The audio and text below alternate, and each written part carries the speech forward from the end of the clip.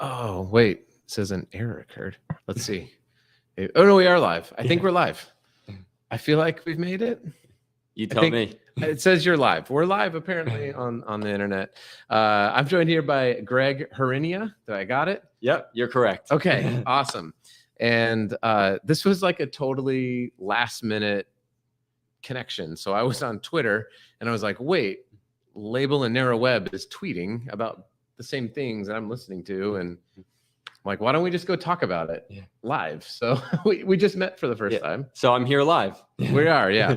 So Greg, why don't you introduce yourself? And I'd love to just you can talk about who you are, and you can promote your book if you'd like. I don't know. No, I'll leave that for another time. You'll leave that for another time. Yeah. What you do for Label and Narrow Web, and then let's just talk about the day at the Converter Meeting. So I'm the editor of Label and Narrow Web. So we're an industry magazine and all sorts of things: breaking news, online exclusives, features, slideshows, video bites, all sorts of content that tries to bring news to the label and package printing industry. So we try and stay on the front lines of all these events, and while we're at these events, I like to tweet out the content that I'm hearing about, so that people who weren't able to make it to the event can sort of get a feel of what they're missing. Yeah, and you should be here. Shame on you. Yeah, shame. It's beautiful. This resort is this a resort? I don't really know, but it's Marriott property.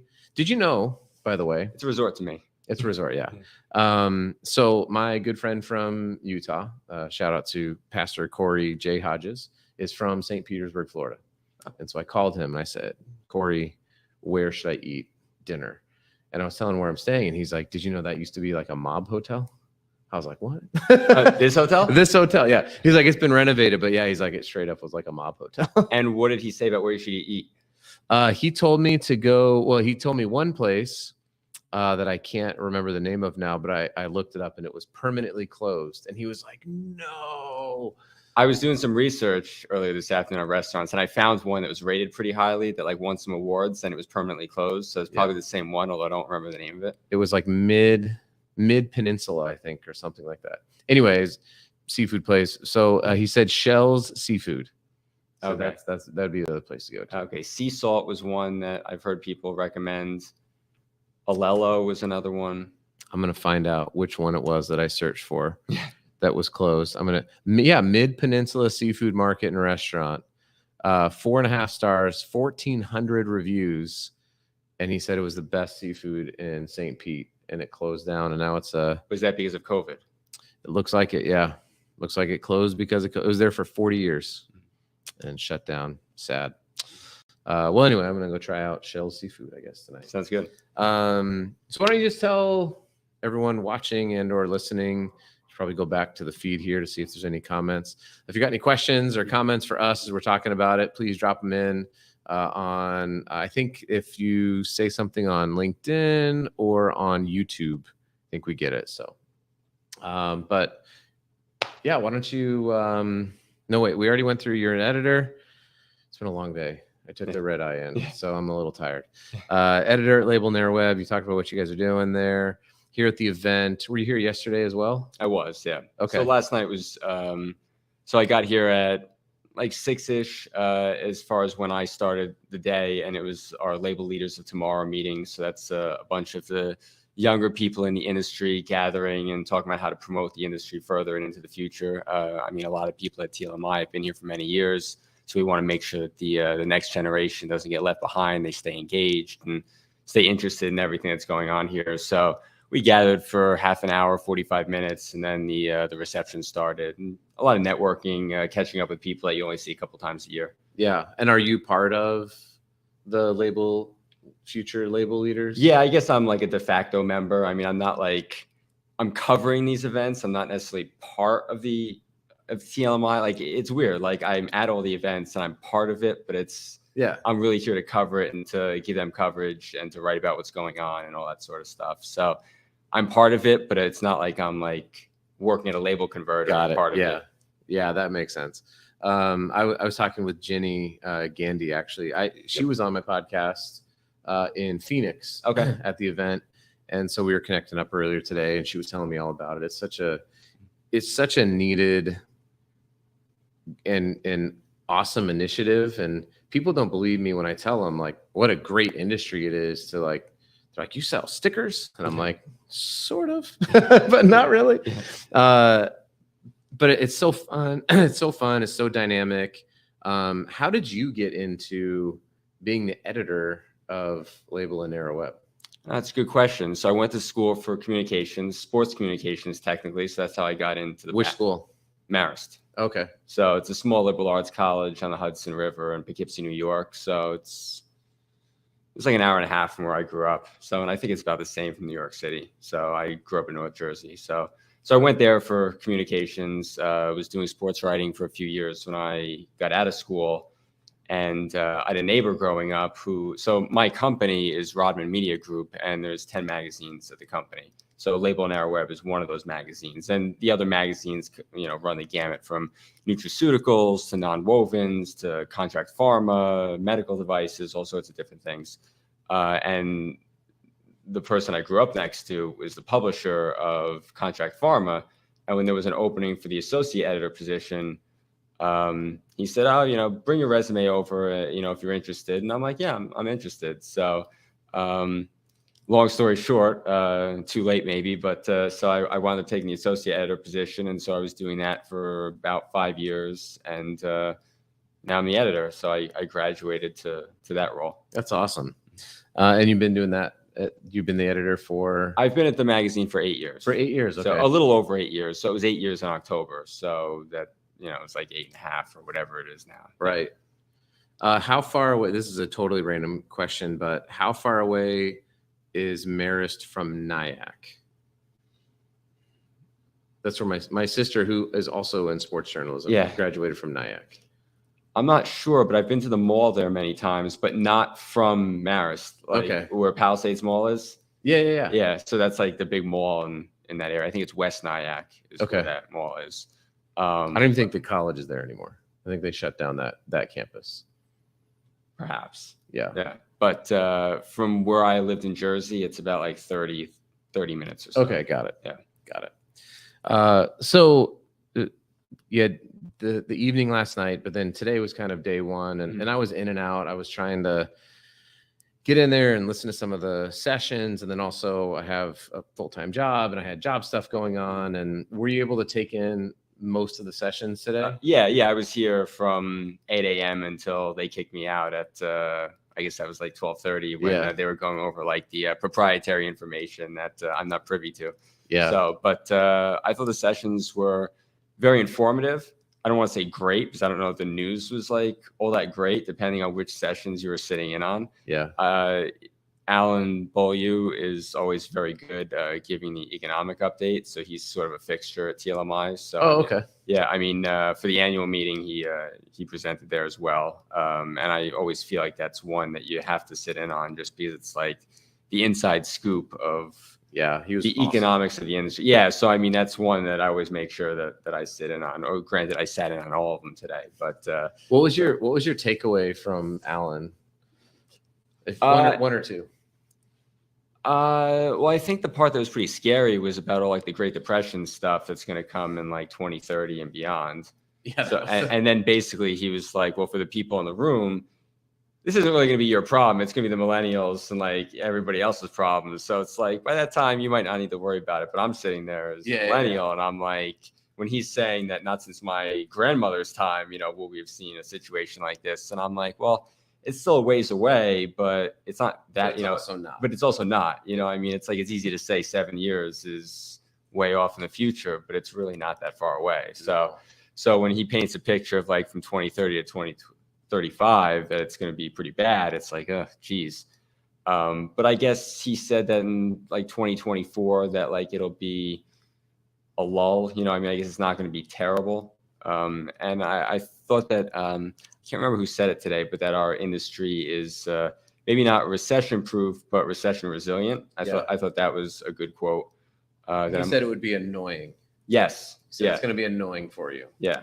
Well, that he also noted that this is a good industry to be in, like, especially if you're in food labels, like people are always going to need food no matter how bad things get. So, I mean, and I've always said that like, this is a good industry to be in. I mean, for coverage wise and also working in, because it's like, even if every store disappears and there's drones dropping off packages, like you still need labels on them. You still need nutrition facts. You still need instructions on pharmaceuticals. You know, you need all that stuff. It can't just be like a cardboard box that's saying good luck, you know, that sort of thing. Right, So, right. It's a corrugated box. Yeah. I know you're. Yeah. Yeah. Yeah, I know some of the people that we cover are in corrugated, but we don't really cover the corrugated market. Yeah. So. What's funny, so Myers, where I work, we do narrow web, flexo labels, digital labels, and then we also do a lot of work with corrugate displays and signage. So I go to like the AICC, the Association of Independent Corrugated Converters events, and also TLMI. So I've got my corrugated cardboard antennas up, I guess. Yeah, I thought that was fascinating from Alan. What did he say? I put it out on LinkedIn. We talked about 23 and 24. He said, whatever you want to buy, like buy spend it. money now, invest now, and invest in inefficiencies and automation, because labor is going to get really expensive, and you're not going to want to pay it. And I was like, that is. And he said, if you don't want to know where you're inefficient, ask a millennial. They'll be happy to tell you. I thought that was a great quote. Yeah, that was awesome. Cool. So Alan, and then we had, I think it was the panel, the converter panel. Yeah, I just had Charlie McLean right before you came in. Charlie and I were sitting here chatting. Yeah, he was great, I thought. So, and a little known fact, I actually helped put together a lot of the questions that were used in that panel. Oh, so, nice. Yeah, my counterpart at Labels and Labeling, Chelsea, me and her sort of helped Lene with some of the questions. So it was funny hearing Lene up there asking them. I'm like, oh, that was mine. I'm like, I hope they don't tear this question apart, since I was part of that process. So, but yeah, I thought that was a little more optimistic. You know, they went like right into it, and they're like, oh, 2022 is great for us. Everything's going well. We're not having trouble getting labor, and so on and so forth. I mean, I've heard varying things from people. A lot of people overbought, because they had trouble getting materials. So they, hoarded all the materials they could get. And like now it's like you're stuck with all these materials. So, I mean, they didn't, I guess, tend to paint that picture, but it was good to get a good picture after a bad picture. Right. And then before another bad picture with Claudia on workforce. Yeah. So. Let's hang out on the converter thing, because I thought it was interesting. And I wanted to ask a question, but then we ran out of time. So you had sort of 3 different size converters. You had the single site, and you had with Steinhauser, and then you've got the 3 sites with ASL Print Effects. Then you have Fortis, which I think he says at 22. Yeah, I think is what he said. Yeah, the number. I'm just thinking about of Doug Horn's presentation when he was talking about how many acquisitions like different companies have had in like the last 5 years. So the ones that he highlighted were Brook & Whittle, Resource Label Group, and Fortis. And I want to say they were at like 11 or 12 acquisitions just in the last 5 years. Yeah, so somewhere in that range. It's been a lot. So I mean, they've really expanded. So again, that's a huge company for sure.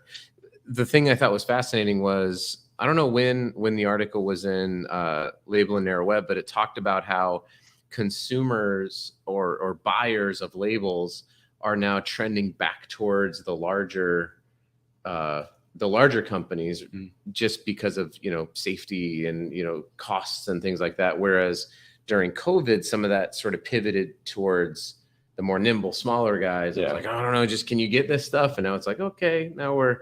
And I thought that would have been a fascinating discussion, but it sounded like all 3 of them, single site, 3 sites, and then 20-something sites, all 3 of them were like, no, we have our own sort of separate struggles. But even, Tara from Steinhauser was like, best year ever. Yeah. So yeah, that article, I should give a plug, was to Jennifer Dockstader of LPC. We just ran that story a couple of days ago. And that was basically the takeaway, that in the early days of COVID, you wanted stuff quickly, so you wanted to go to the small converter. But now, for efficiency purposes, it might make more sense, especially with material capabilities and sourcing. It's just easier to go to a bigger converter that has all these things on hand. So that was sort of the basis of the article, and then what you can do about it. A number of different things to sort of leverage your size to make sure you don't get left behind as a smaller converter. One of them was get active on social media. I was like, yes. And so we're both active on social media. So I had no complaints with that when I put it in there. So. Yeah, I thought it was a great article. And so at that point is when so I had to end up exiting from the meetings. I had to get some work done.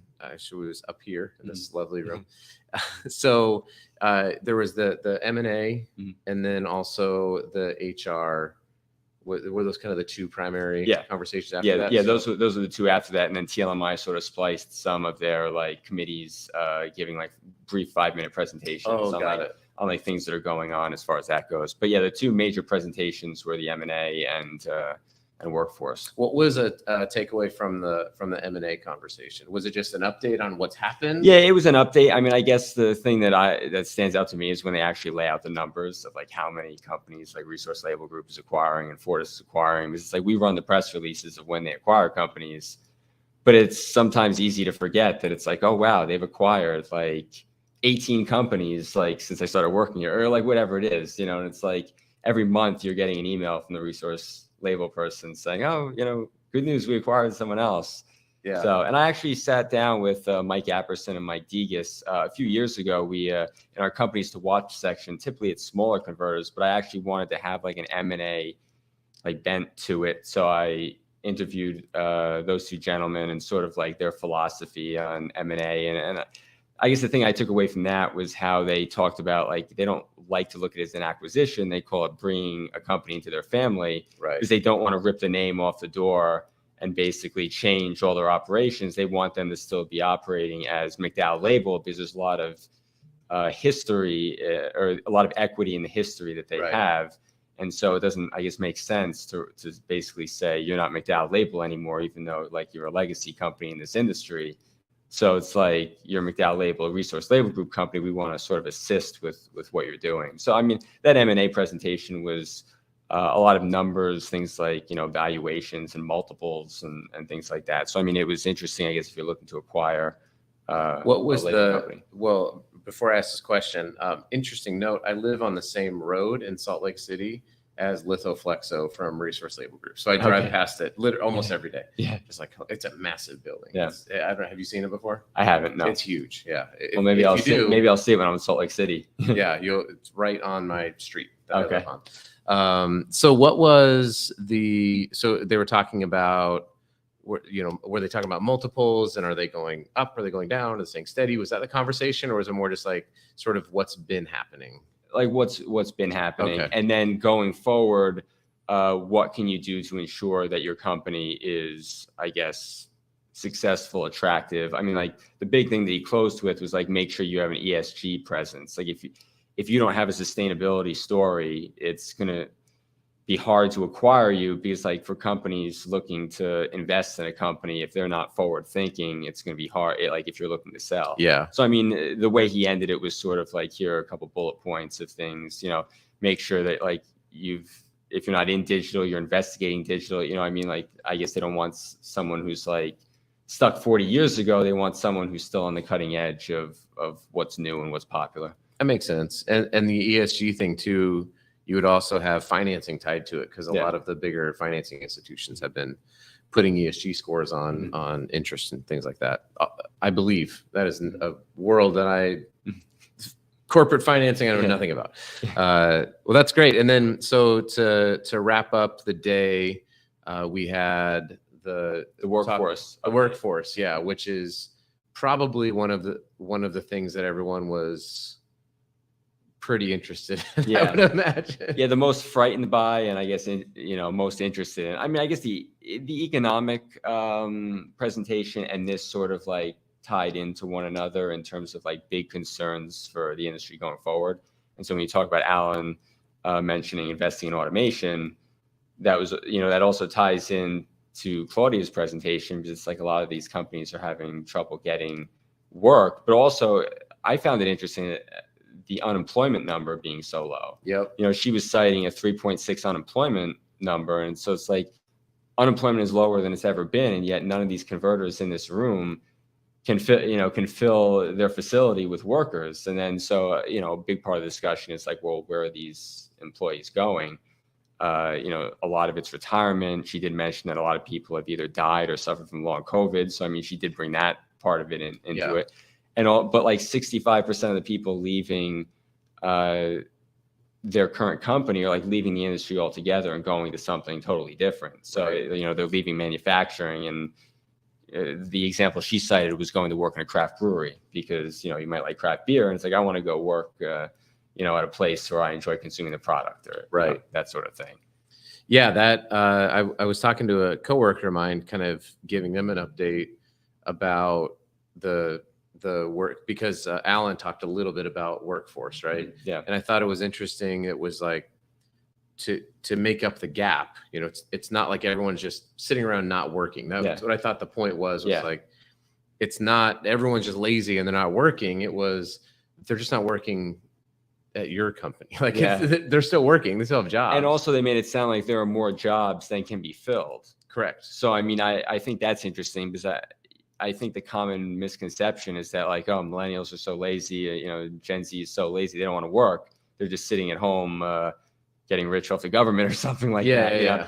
But I thought those presentations really put that into perspective, and also why there's a need to invest in automation. It's like, if you can't get people to fill those positions, how are you ensuring that the work is still getting out? I thought it was either automation or immigration. Yeah. He's like, that's because the birth rate isn't exactly going up, right? Yeah. And it's just about data. I mean, I have 5 kids, so I did my part. So we average out to 2.5 kids here. Yeah, perfect. That poor half a kid. It's tough. Just like Solomon, just right down the middle. Yeah. Well, that's I thought that was really interesting. Well, anything you're looking forward to for on the agenda tomorrow? I think this is a sustainability discussion, and also Corey Reardon from AWA. I always find that's a very data-driven presentation, which, as someone who likes to promote news about the industry, that sort of gets a lot of interest in terms of percentages of growth, how many people are using, paper, film, which markets, what the percentages are of food labels, beverage labels, automotive label, like all that sort of stuff. So, I mean, I'd imagine he's going to start with like a brief update and then sort of migrate into things on like release liner and sustainability and all that sort of stuff. But I always find the AWA presentations very fascinating, and I get a lot of good data from it too, to then disseminate out to our followers. So that's awesome. Yeah. Well, I'm going to check it out. Everyone should stay tuned to Greg and his updates as well. How do they get in touch with you, or to just follow Label and Narrow Web? What's the best way to? So if they want to follow us on Twitter, it's at Label and Narrow, and you can certainly find me on LinkedIn. We share information there. Instagram, I've been Label and Narrow Web on Instagram. A lot of pictures, updates, stories, all that sort of stuff. And if you want to email me, it's GHRINYA@rodmanmedia.com. Rodman, like the basketball player. So yeah, I was going to ask. Yeah. But, that's great. Well, Greg, thanks so much for joining me here for the day one wrap up. Maybe we spontaneously do it again tomorrow. I have no idea. I'll be here. So will I. Yeah. Coincidentally. And I'm going to go try, what do we say? Shells seafood. I'm going to go try me some Shells seafood and see how it goes. But appreciate you coming on. Everyone, make sure you follow Label and Narrow Web, connect up with Greg. Stay tuned for more updates here from the TLMI Converter Meeting. Thanks, everybody. Thanks for having me. Yeah, for sure.